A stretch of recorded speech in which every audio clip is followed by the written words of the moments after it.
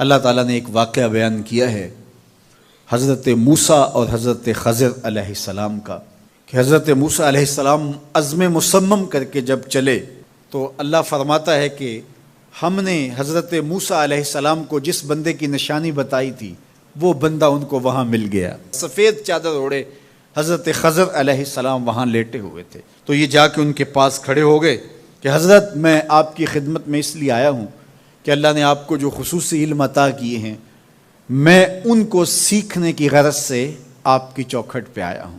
کہا تم میرے ساتھ صبر نہیں کر پاؤ گے، معاملے مشکل ہیں، سفر دشوار ہے، منزل کٹھن ہے، اور میرے معاملات ایسے ہیں کہ تم اعتراض کرو گے اس کے بغیر تم رہ نہیں سکتے۔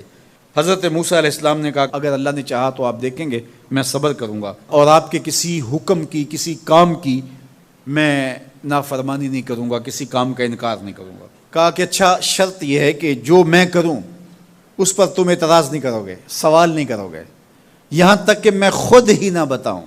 تو کہا کہ یہ شرط ٹھہری، میں کوئی بات نہیں کروں گا۔ فانطلقا، دونوں چل پڑے، دریا کے پار جانا تھا۔ جو کشتی کا مالک تھا، کشتی بان تھا، وہ حضرت خضر علیہ السلام کو جانتا تھا تو اس نے کرایہ بھی نہیں لیا، لیکن جب کشتی پر سوار ہوئے تو عصا مار کے حضرت خضر علیہ السلام نے کشتی کا ایک پھٹا توڑ دیا۔ تو بے ساختہ حضرت موسیٰ علیہ السلام نے کہا آپ نے پھٹا توڑ دیا، یہ سارے ڈوب جائیں؟ کہا میں نے کہا تھا نا تم میرے کاموں پہ صبر نہیں کر پاؤ گے۔ تو حضرت موسیٰ کو یاد آیا، کہا میں بھول گیا تھا، اس پر مواخذہ نہ کیجیے۔ پھر دونوں چل پڑے، بچے کھیل رہے تھے، ایک خوبصورت لڑکا وہ بھی بچوں میں کھیل رہا تھا۔ حضرت خضر آگے بڑھے اور اس کی گردن مروڑ دی، اس کو قتل کر دیا۔ صاحب شریعت تھے حضرت موسیٰ علیہ السلام، نہ رہ سکے، پھر بول پڑے ایک جان کو بغیر کسی جان کے بدلے میں قتل کر دیا، اس نے گوایا کیا تھا ہمارا؟ آپ نے بہت ہی جو ہے وہ غلط کام کیا، یہ کام اچھا نہیں کیا آپ نے۔ کہا میں نے کہا نہیں تھا کہ تم میرے ساتھ صبر نہیں کر پاؤ گے۔ کہا ایک موقع اور دے دیجئے، اب اگر میں نے کوئی اعتراض اٹھایا تو پھر دوبارہ مجھے آپ اپنی صحبت میں نہ رکھیے، عذر تمام ہو جائے گا۔ پھر دونوں چل پڑے، یہاں تک کہ ایک بستی میں دونوں آئے تو آپ نے بستی والوں سے کہا کہ ہم مہمان ہیں، آپ ہماری مہمان نوازی کیجیے، کھانا کھلائیے۔ تو انہوں نے انکار کر دیا، کہا کہ ہم تو آپ کو بلایا نہیں ہے، آپ خود آئے ہیں، آپ اپنے کھانے کا خود انتظام کیجیے۔ گزر رہے تھے گلی سے تو ایک دیوار گرنا چاہ رہی تھی، تو جلدی سے اس دیوار کو مرمت کر دیا۔ کہا حضرت ہم اگر چاہتے تو اس پہ اجر لے سکتے تھے، انہوں نے ہمیں کھانا تک نہیں دیا اور ہم ان کی دیواریں سیدھی کر رہے ہیں۔ کہا اب تمہاری میری جدائی ہو گئی، تم نے یہ بھی اعتراض کر دیا۔ تو انہیں یاد آیا کہ وہ یہ بھی اعتراض ہو گیا، اب میں تمہیں بتاتا ہوں کہ یہ 3 کام میں نے کیوں کیے۔ اللہ اکبر۔ اب سنیے، قرآن ہمیں بتاتا ہے کہ ظاہری علم بھی ہوتا ہے لیکن کوئی باطنی علم بھی ہوتا ہے۔ کہا وہ پہلی بات کشتی والی سنو، یہ 2 مسکین بچوں کی کشتی تھی، ان کے گھر کا چولہا اس کی کمائی سے جلتا تھا۔ دریا کنارے کنارے ایک ظالم بادشاہ رہا تھا جو لوگوں کی کشتیاں چھین رہا تھا، ہم نے تھوڑا سا عیب لگا دیا، وہ ٹوٹی کشتی چھوڑ کے چلا گیا۔